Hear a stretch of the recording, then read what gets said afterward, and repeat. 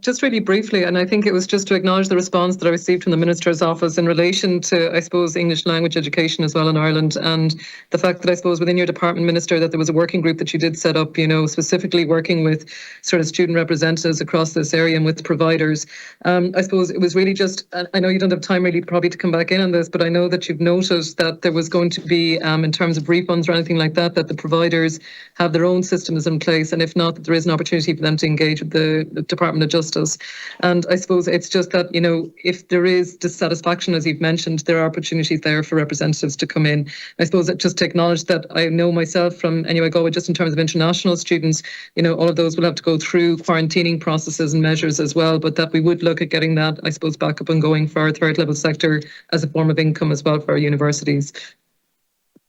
Thanks, Senator Dolan. And just to say, very much to say Ireland is open in terms of international education. Ireland is now part of the EU digital COVID system as well. And as you rightly say, Senator, the rules in place for anybody coming into the country apply to international students. And actually, in many ways, there's even more safeguards and checks in place for international students because of the excellent work being carried out by our institutions, which we're financially supporting in relation to that being done. On the English language schools, what I do want to say is just this. We have a huge opportunity as a country in terms of the provision of English, particularly, I think, in a post-Brexit context. I think Ireland can position itself to be a leader in this area.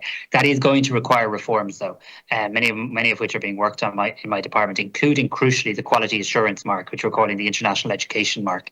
And that's one of my big priorities for the coming months, is to make progress on the implementation of an international education mark so we can stand over the quality of English language teaching in Ireland. And I think that would be very helpful for our country, very helpful for the English language schools, and crucially very helpful for the students availing of English language schools. Thank you very much. And